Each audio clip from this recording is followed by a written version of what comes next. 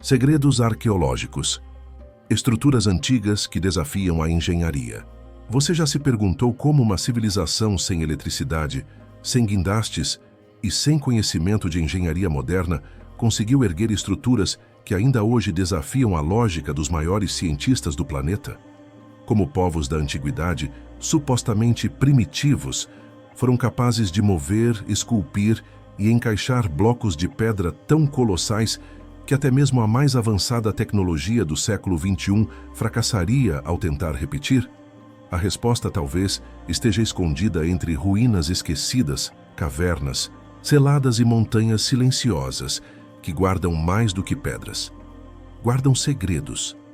Essas estruturas não foram feitas por acaso. Elas não surgiram do improviso ou do talento artesanal de uns poucos. Elas revelam algo maior. Um conhecimento técnico, matemático e arquitetônico, que não combina com o que nos contaram sobre o passado. Em vez de ferramentas rudimentares, encontramos cortes retos demais, encaixes milimétricos demais, posicionamentos precisos demais. Estamos diante de monumentos que parecem desafiar as leis naturais da época. Como explicar, por exemplo, muros construídos com blocos que pesam centenas de toneladas e que foram transportados por quilômetros mesmo antes da invenção da roda? Como explicar marcas de perfuração em rochas duríssimas, como granito, que só poderiam ter sido feitas com tecnologia rotativa de alta velocidade, quando nem sequer o metal era trabalhado com precisão? O que você verá neste vídeo não são teorias fantasiosas, são evidências, sítios arqueológicos reais, catalogados por estudiosos do mundo inteiro, mas evitados ou ignorados pelas linhas tradicionais da história. Por quê? Porque eles levantam uma pergunta desconfortável. E se a nossa história estiver errada?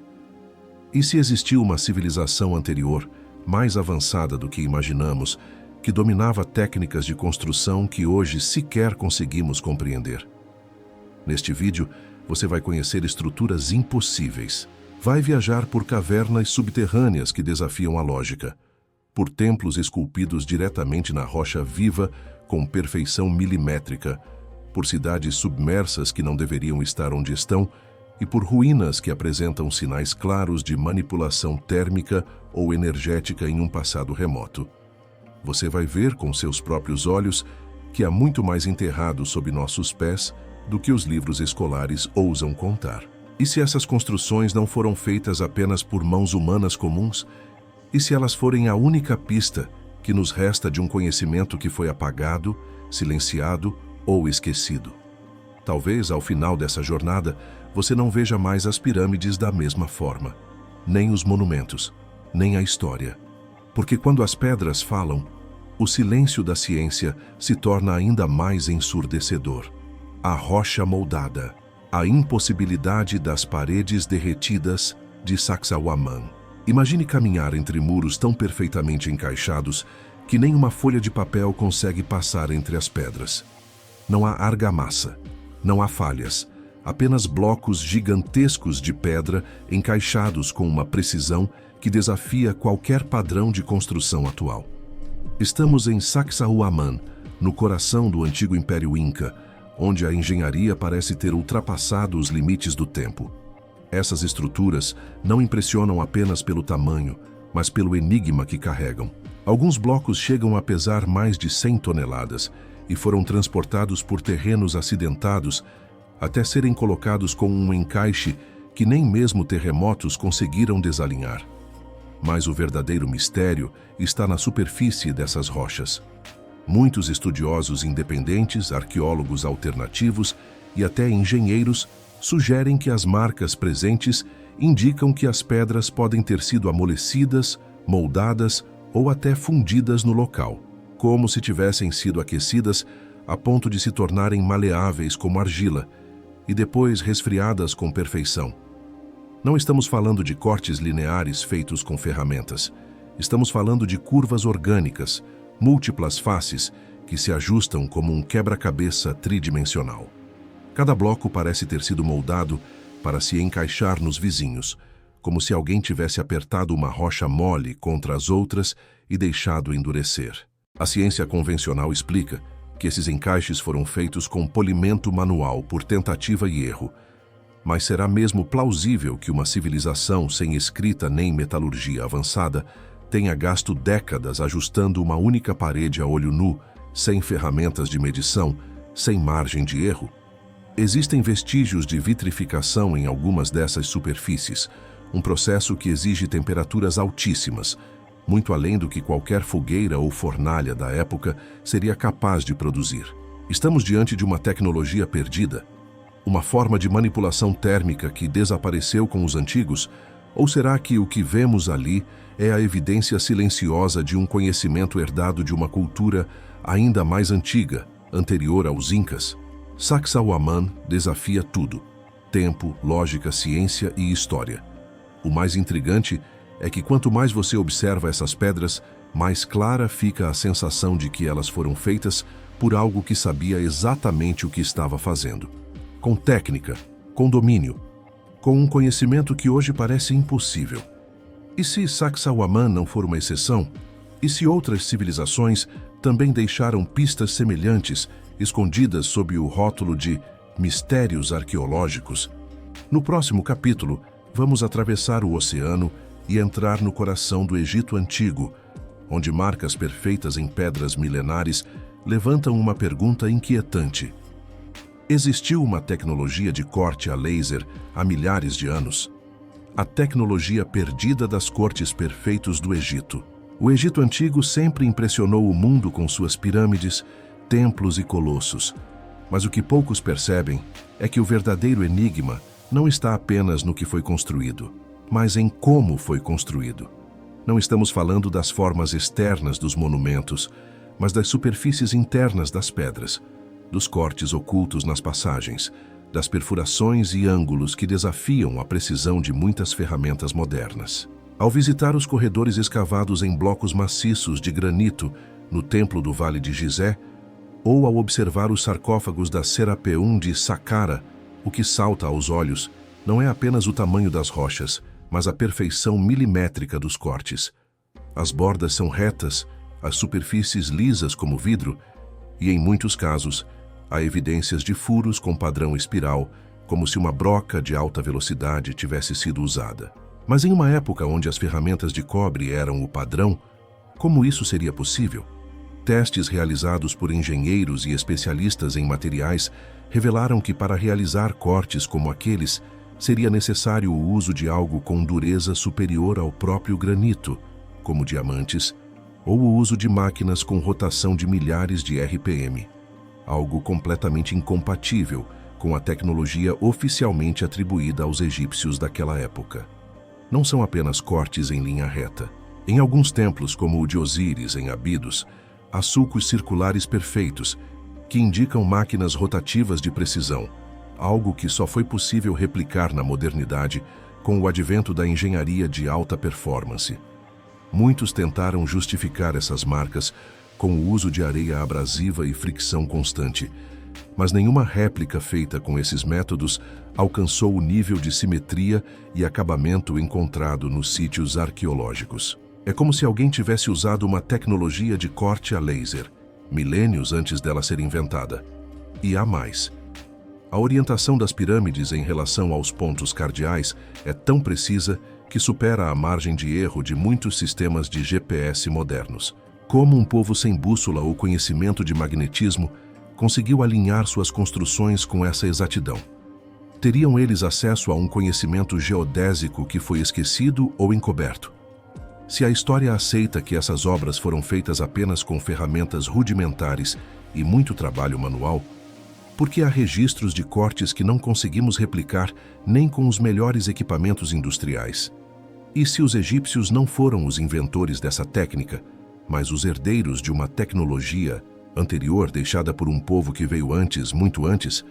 As marcas estão lá, esperando serem lidas como um livro de pedra, mas poucos ousam decifrá-las. E enquanto o mistério cresce, surgem novas perguntas em outras partes do mundo. No próximo capítulo, viajaremos até o Líbano, onde blocos de pedra maiores que aviões foram posicionados com uma precisão que desafia toda a lógica. Prepare-se para conhecer os colossos de Baalbek e o enigma dos 1000 milênios. Os blocos gigantes de Baalbek, um enigma que pesava 1000 toneladas.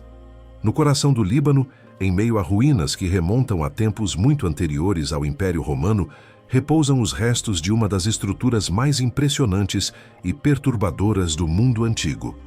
Estamos falando de Baalbek, um local que desafia não só a história oficial, mas também os limites da engenharia física conhecida. Lá, 3 blocos colossais, conhecidos como Trílogon, pesam cada um mais de 800 toneladas, com um quarto bloco inacabado, ainda maior, chegando a estimadas 1000 toneladas. Para colocar em perspectiva, isso equivale ao peso de 2 Boeings 747. Essas pedras não estão largadas no solo. Elas foram elevadas e posicionadas com precisão, formando parte da base de um templo.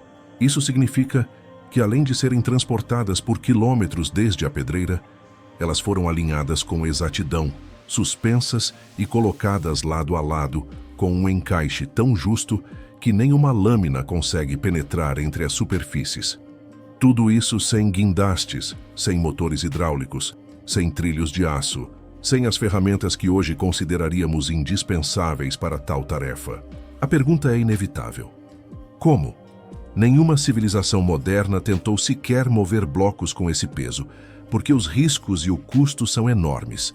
Em 2014, foi descoberto um novo monólito parcialmente enterrado, ainda maior que os anteriores. A conclusão dos especialistas seria praticamente impossível transportá-lo com segurança usando a tecnologia atual. E mesmo que o fizessem, seria um feito épico. Então, como explicar que esse povo antigo, de milhares de anos atrás, não apenas tenha movido, mas erguido e encaixado essas pedras com tamanha precisão? A arqueologia tradicional atribui a obra aos romanos, por causa do templo de Júpiter construído posteriormente sobre as bases. Mas os próprios romanos relataram que a base já estava lá. Eles apenas construíram por cima. O estilo de engenharia do fundamento é completamente diferente, mais robusto, mais bruto, mais misterioso. Muitos arqueólogos alternativos acreditam que Baalbek é muito mais antigo do que se supõe, pertencente a uma civilização pré-diluviana com tecnologia perdida. Seria possível que esses blocos tenham sido movidos com uma forma de antigravidade rudimentar? Ou através de um sistema de levitação acústica, como sugerem algumas tradições do Tibete e relatos de viajantes antigos? Não há consenso, mas há uma certeza. Estamos diante de algo que não se encaixa nas linhas cronológicas que nos ensinaram. E o mistério se aprofunda quando olhamos para outras construções que parecem carregar o mesmo DNA de engenharia impossível. No próximo capítulo, vamos explorar templos e cidades que não foram construídos, foram esculpidos diretamente em montanhas sólidas, como se mãos invisíveis tivessem desenhado na rocha viva. Prepare-se para descobrir como Petra e Lalibela escondem mais do que arte. Elas escondem um conhecimento que não deveria existir naquela época. As cidades esculpidas em montanhas, como Petra e Lalibela foram criadas. Você está diante de uma montanha, mas ao invés de encontrar apenas rochas e poeira, descobre portas, colunas, corredores e templos esculpidos diretamente na pedra. Nada foi empilhado. Nada foi trazido de outro lugar. Tudo foi esculpido em loco, como se mãos gigantes ou ferramentas impossíveis tivessem desenhado uma cidade inteira no corpo sólido da montanha. É essa a sensação que se tem ao visitar Petra, na Jordânia, ou Lalibela, na Etiópia. Cidades inteiras talhadas de cima para baixo, com detalhes arquitetônicos que desafiam até mesmo os engenheiros mais experientes de hoje. Em Petra, os edifícios esculpidos na rocha rosa parecem ter sido feitos com instrumentos de precisão cirúrgica. Suas colunas simétricas, relevos ornamentais e ângulos retos permanecem firmes após séculos de erosão, como se tivessem sido esculpidos ontem. Mas como povos considerados nômades do deserto conseguiram tamanha precisão? Onde estão as marcas das ferramentas? Onde estão os resíduos da escavação? O mais impressionante é que muitas dessas estruturas foram criadas de cima para baixo, um método que exige um planejamento absoluto desde o primeiro corte. Um erro mínimo significaria o colapso de toda a estrutura. Mesmo com tecnologia moderna, esse tipo de escultura vertical seria um desafio de risco extremo. Na Etiópia, encontramos algo ainda mais perturbador: as igrejas monolíticas de Lalibela. Do lado de fora, parecem construções comuns, mas quando você se aproxima, percebe que tudo está abaixo do nível do solo.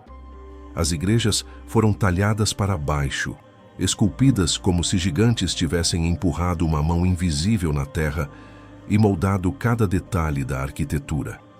Degraus, janelas, colunas internas, altares, tudo foi feito direto na rocha viva, sem desmontar uma única parte.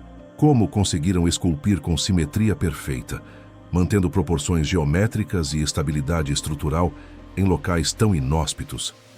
O problema é que os registros históricos não explicam. As datas são vagas. As ferramentas são ausentes. A engenharia, teoricamente, era rudimentar. Ainda assim, o resultado é monumental, duradouro e enigmático.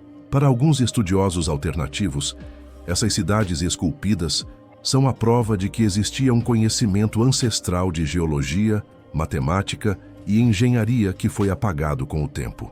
Ou pior, que foi escondido. Seriam essas construções apenas uma manifestação de fé? Ou há algo mais oculto por trás da escolha de se criar templos dentro da própria terra? Seriam essas montanhas ocas, cheias de túneis e compartimentos secretos, conectadas a um passado que ainda desconhecemos? As perguntas crescem à medida que mergulhamos mais fundo nos mistérios da arqueologia. E falando em profundidade, no próximo capítulo vamos explorar uma ruína submersa que pode mudar tudo o que pensamos sobre civilizações pré-históricas. Um monumento milenar que repousa no fundo do oceano e que não deveria estar ali. Prepare-se para descer às águas do Japão e descobrir os mistérios submersos de Yonaguni. O mistério das ruínas submersas de Yonaguni. No fundo das águas cristalinas que cercam a pequena ilha de Yonaguni, ao sul do Japão, repousa uma estrutura que divide arqueólogos, geólogos e estudiosos há décadas. Com degraus gigantescos, plataformas retas, ângulos perfeitos e corredores submersos, o monumento de Yonaguni não parece natural. Ele se assemelha mais a uma construção arquitetônica afundada, como uma pirâmide esculpida em pedra viva, perdida para o tempo e engolida pelo mar. Descoberta por acaso em 1986 por um mergulhador local, a formação rapidamente chamou atenção pela simetria incomum.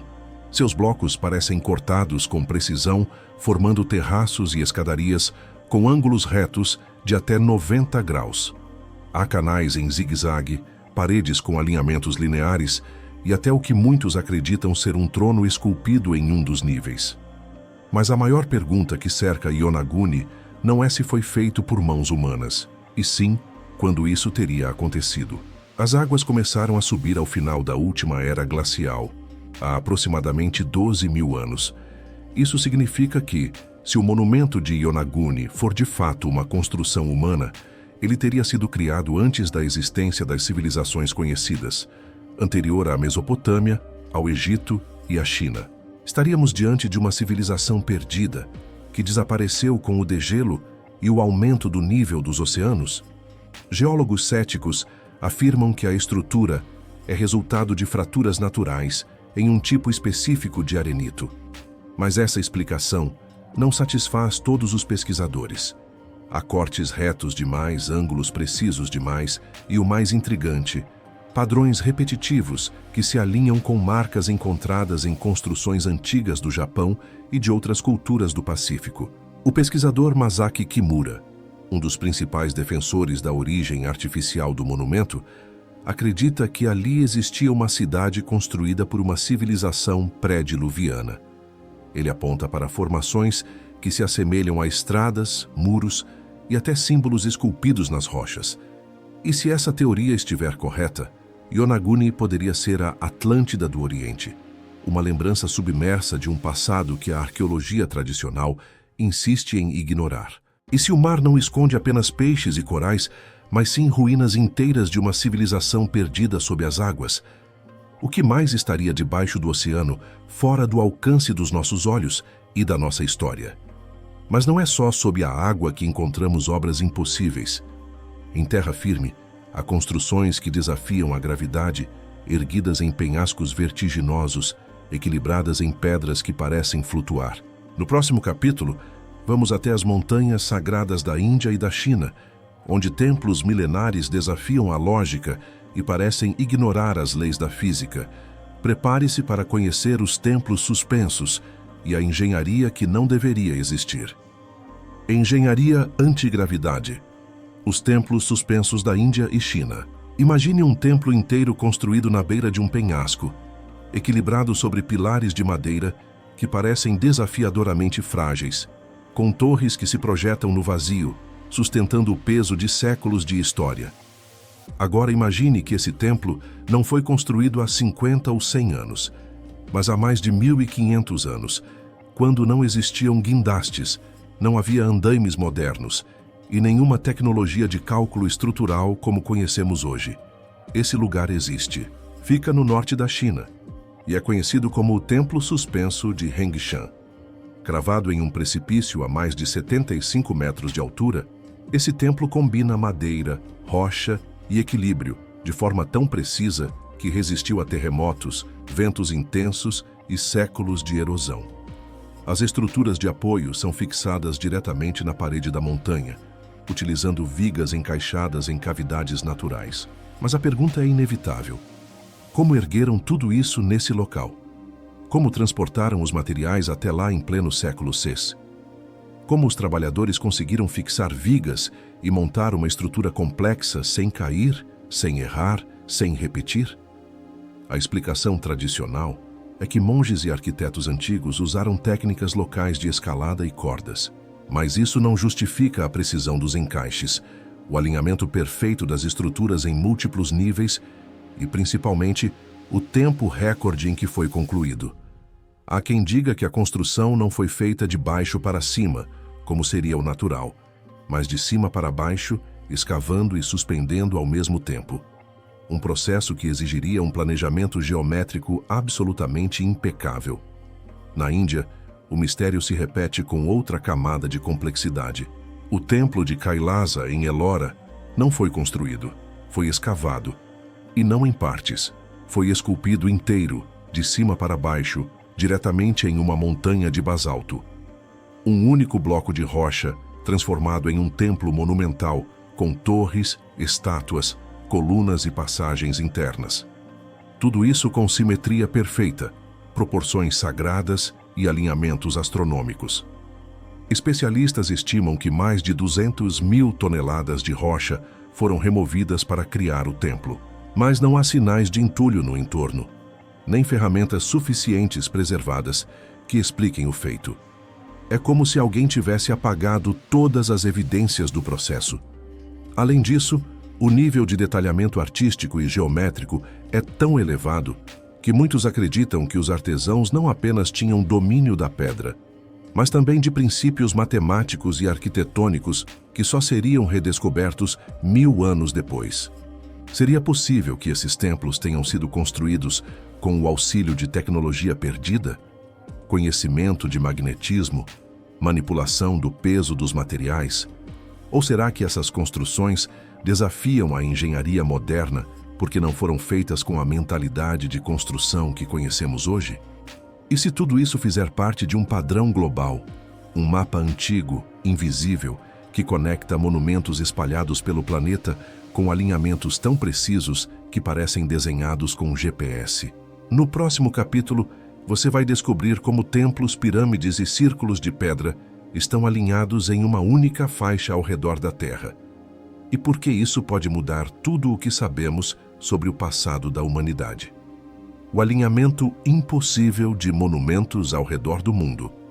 Se você traçar uma linha em torno da Terra, conectando alguns dos maiores monumentos da antiguidade, verá algo que não deveria existir. As pirâmides de Gizé, Machu Picchu, Stonehenge, a Ilha de Páscoa, Angkor Wat, o deserto de Nazca, Mohenjo-Daro e outros sítios arqueológicos distantes estão todos alinhados de maneira quase perfeita ao longo de uma faixa que circunda o planeta. Essa faixa não segue a linha do Equador, mas uma linha equatorial inclinada a 30 graus, chamada por alguns pesquisadores de linha de energia global. O mais impressionante, o grau de precisão desse alinhamento é tão absurdo que seria impossível recriá-lo sem satélites ou tecnologia GPS.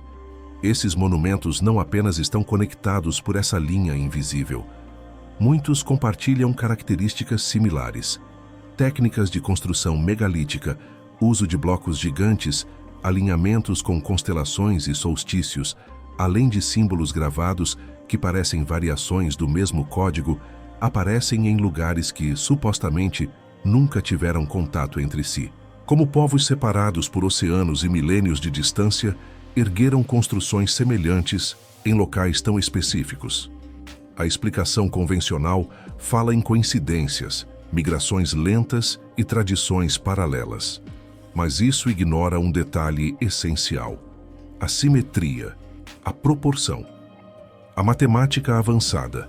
Em Gizé, por exemplo, a pirâmide de Quéops está alinhada com o verdadeiro norte com apenas 0,06 graus de erro, mais precisa do que a maioria das bússolas modernas. Em Teotihuacan, no México, os alinhamentos seguem padrões astronômicos tão exatos que antecipam equinócios e eclipses. Em Stonehenge, os círculos de pedra indicam solstícios com um nível de precisão impressionante para qualquer era, ainda mais para 5.000 anos atrás. Estaríamos diante de um conhecimento geodésico global, transmitido por uma civilização anterior, talvez muito mais antiga do que imaginamos, ou essas culturas simplesmente intuíram os mesmos pontos de poder ao redor do planeta, como se guiadas por uma força invisível.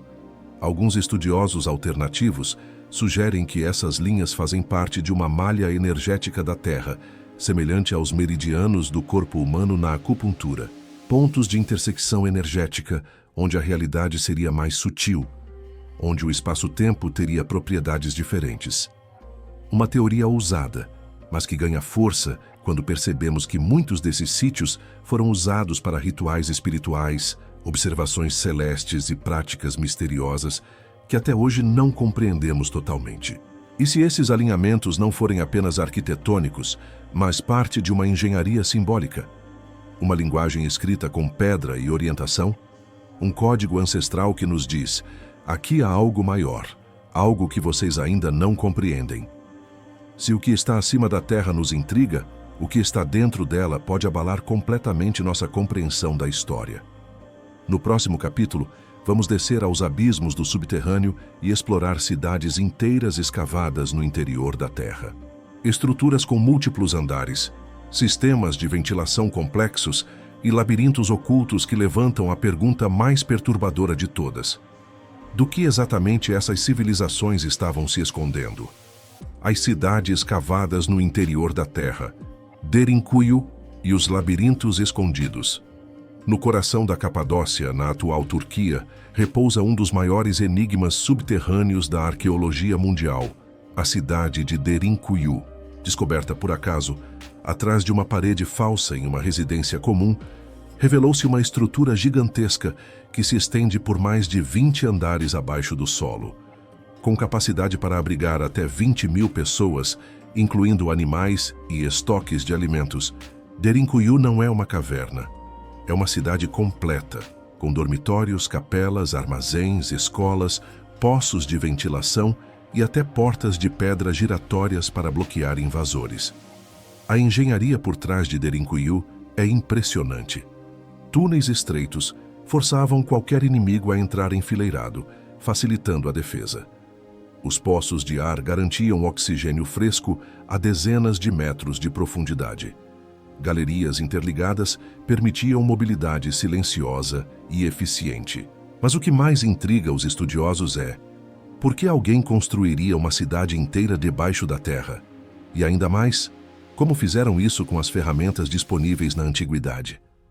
A arqueologia convencional sugere que Derinkuyu foi construída por volta do século 8 a.C., talvez pelos frígios, e expandida por bizantinos como refúgio contra invasões.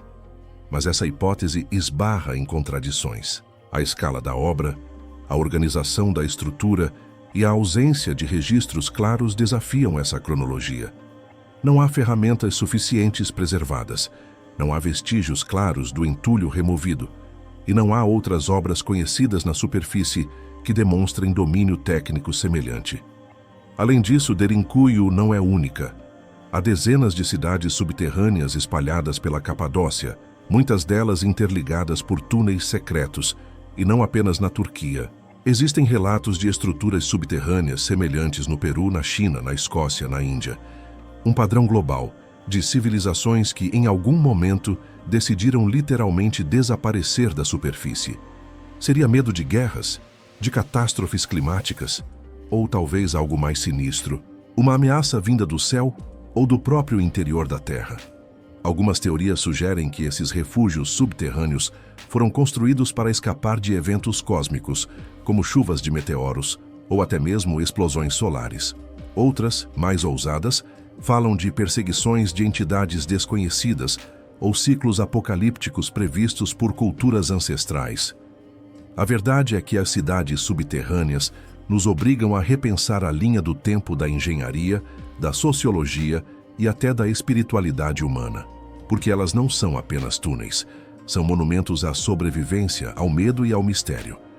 Mas será que existiria uma maneira ainda mais sutil de manipular a realidade sem precisar de pedra, madeira ou aço? No próximo capítulo, vamos explorar um conceito quase esotérico, mas presente em lendas antigas e experimentos modernos: a possibilidade de construir com som. Frequências que levantam blocos, quebram pedras ou moldam matéria. Será que o segredo de tantas maravilhas do passado está em algo que não se vê? Sons que constroem. A teoria da sonoengenharia arcaica. E se o verdadeiro segredo das civilizações antigas não estivesse nas ferramentas, mas nas frequências?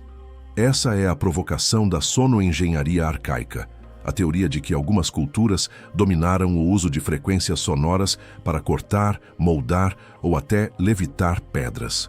Parece impossível, mas há registros milenares, lendas persistentes e experimentos modernos que reacendem essa hipótese com inquietante força.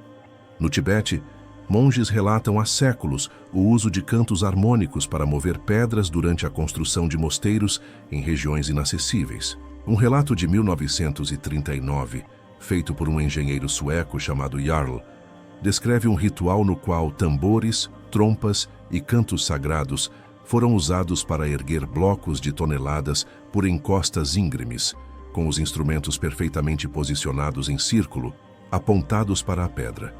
Segundo ele, após minutos de som ressonante, o bloco simplesmente se ergueu, como se estivesse flutuando, e foi lançado até a base da montanha. Relatos semelhantes aparecem em textos védicos da Índia antiga, nas tradições egípcias e até em culturas da América pré-colombiana.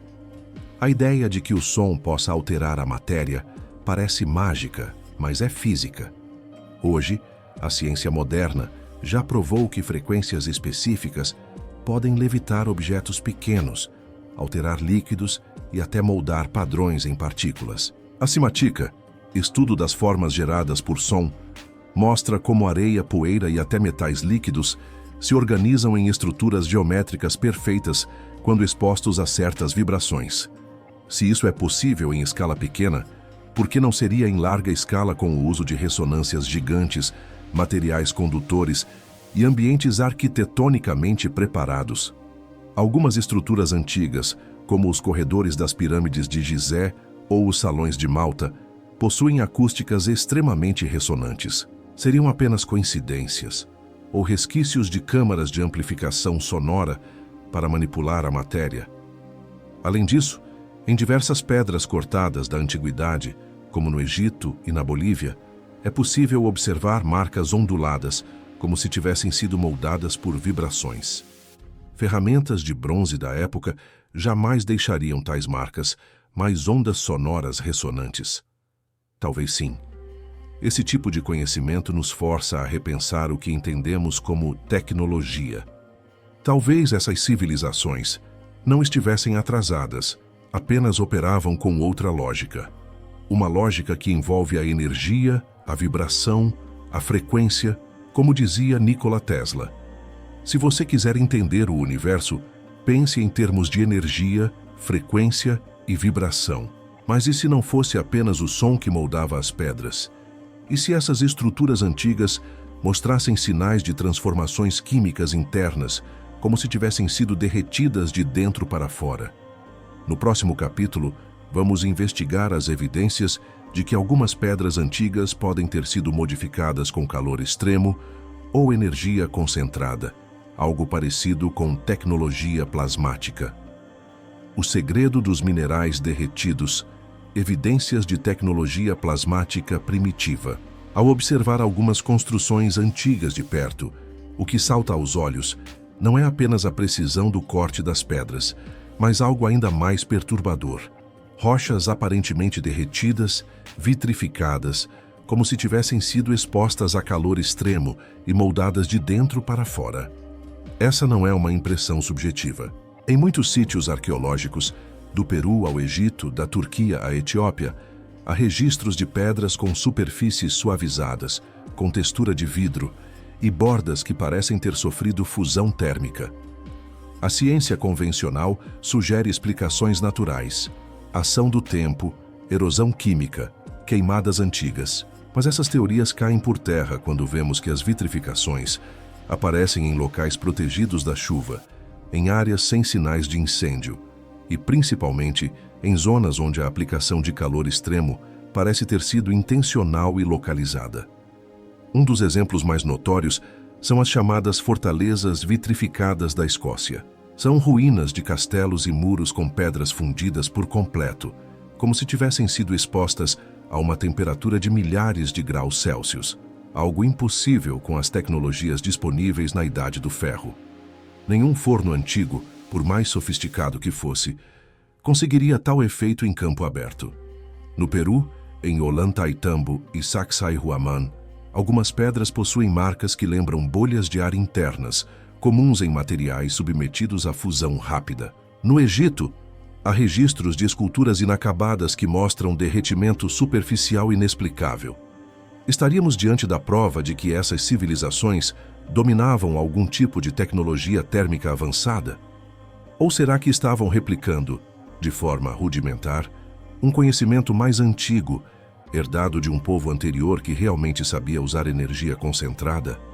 A ideia da tecnologia plasmática primitiva pode soar absurda à primeira vista, mas quando consideramos que o plasma é o quarto estado da matéria e que o próprio Sol é feito de plasma, percebemos que não estamos falando de ficção científica.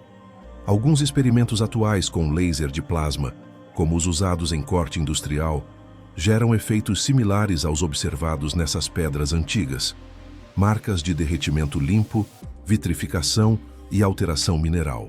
E se esses povos antigos tivessem acesso a dispositivos simples, baseados em eletromagnetismo natural, capazes de canalizar essa energia?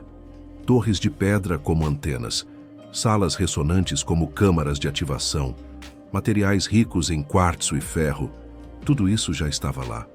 Faltava apenas o conhecimento para despertar. Se a engenharia antiga incluía o domínio do som e do calor concentrado, resta uma pergunta ainda mais inquietante: por que esconder tudo isso em símbolos, proporções e geometrias disfarçadas? No próximo capítulo, vamos decifrar os códigos ocultos nos próprios monumentos, padrões matemáticos e linguagens secretas entalhadas em pedra, talvez a última tentativa dessas civilizações de deixar uma mensagem para o futuro. Códigos escondidos em monumentos, engenharia simbólica ou transmissão de conhecimento. As antigas civilizações não apenas construíram templos, pirâmides e portais com técnicas inexplicáveis, elas deixaram nelas códigos, proporções, repetições e símbolos que parecem desafiar o tempo. Quando olhamos para as pirâmides de Gizé, os templos de Angkor Wat ou as construções pré-colombianas do México, não estamos apenas diante de pedras empilhadas. Estamos diante de uma linguagem silenciosa, cravada na geometria, na matemática e na própria estrutura das obras. E a pergunta que ecoa é inevitável: essas construções foram feitas apenas para impressionar ou para ensinar? A Grande Pirâmide do Egito, por exemplo, possui proporções que espelham o número π, a razão áurea, e até mesmo a distância entre a Terra e o Sol. Seria coincidência ou intenção? Em seu interior, os corredores formam ângulos específicos que se alinham com estrelas da constelação de Órion, usadas por várias culturas como referência de origem celestial.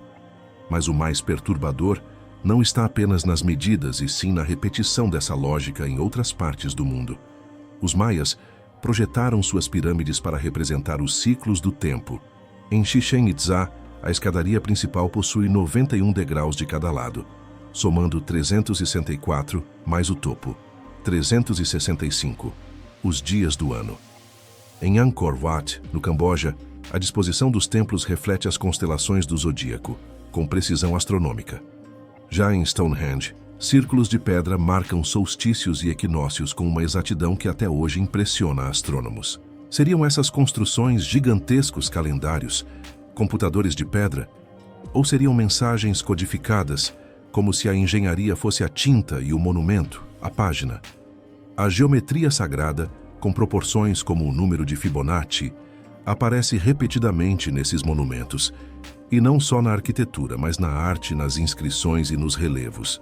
O uso de figuras como o espiral, o triângulo e o hexágono sugere mais do que estética, sugere intenção de preservar um padrão universal, como se esses símbolos fossem a linguagem mãe da criação.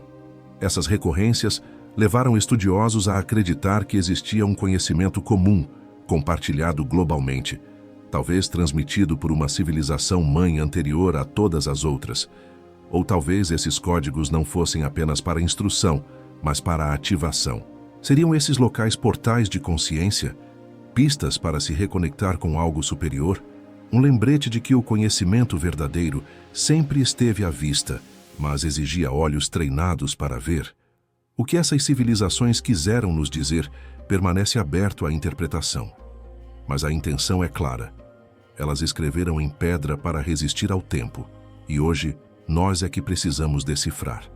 Mas se tudo isso ainda parece estar no campo do possível, o próximo e último capítulo nos leva a um lugar onde nem a ciência ousa pisar com firmeza: o território do inexplicável. Aquilo que escapa às fórmulas, às teorias e aos cálculos. Monumentos que parecem zombar da lógica, da física e da razão. Prepare-se para cruzar a linha entre o desconhecido e o incômodo, porque há segredos que, talvez, nunca poderemos explicar. O que a ciência ainda não pode explicar. E talvez nunca possa. Há monumentos que não apenas desafiam a compreensão científica, eles a ridicularizam.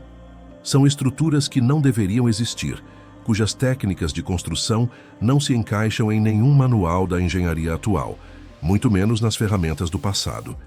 Até aqui exploramos indícios, teorias e evidências, mas agora entramos num terreno onde nenhuma hipótese resiste por completo, onde tudo o que resta é o assombro e a pergunta que não cala. E se tudo o que sabemos sobre a história humana for apenas uma versão incompleta? Vamos começar com Pumapunku, na Bolívia. Lá, blocos de andesito, uma das rochas mais duras do planeta, foram cortados com ângulos perfeitos, ranhuras milimétricas e simetrias que só seriam possíveis com ferramentas industriais de alta precisão. Mas a civilização responsável por essas obras sequer dominava a roda. As rochas parecem moldadas em massa, encaixadas como peças de um Lego cósmico, com sulcos e cavidades geométricas que nem mesmo hoje seriam fáceis de replicar com tecnologia portátil. Na Ilha de Páscoa, os moais, aquelas estátuas gigantescas com olhos vazios, não são apenas ícones exóticos. Elas foram esculpidas a dezenas de quilômetros de onde estão hoje, transportadas por terrenos irregulares, e muitas possuem corpos inteiros soterrados, com inscrições e símbolos ainda não decifrados. O próprio povo Rapa Nui fala de uma energia chamada mana, que fazia as pedras caminharem sozinhas. Lenda? Ou resquício de um conhecimento perdido? Em Göbekli Tepe, na Turquia, colunas com mais de 12 mil anos surgem com precisão arquitetônica, esculturas simbólicas e uma organização que antecede qualquer cidade ou agricultura conhecidas. Isso sozinho já derruba a teoria linear da evolução civilizacional. Não construímos primeiro vilas, depois templos. Em Göbekli Tepe, o templo veio antes de tudo, como se o impulso espiritual ou o acesso a algum saber profundo tivesse sido o verdadeiro gatilho da civilização. E o mais desconcertante, muitos desses sítios parecem intencionalmente enterrados, ocultados dos olhos do futuro, como se quem os construiu quisesse preservar um segredo, proteger algo ou apagar pistas. A ciência tenta, mas não consegue explicar com solidez. E quando ela não consegue, recorre à negação. Chama de coincidência, de erro de datação, de exagero arqueológico. Mas o acúmulo de dados locais e evidências grita uma verdade incômoda. Nós não sabemos quem fomos, e talvez nunca venhamos a saber. Esses monumentos não são apenas pedras, são portais, espelhos, avisos, fragmentos de uma história muito maior, muito mais antiga e talvez muito mais avançada do que aquela contada nos livros. Eles estão aí silenciosos, imensos, desafiadores, esperando que os olhos certos façam as perguntas certas. E agora, talvez a pergunta mais importante recaia sobre nós. O que mais existe enterrado, escondido ou esquecido, apenas esperando para ser redescoberto?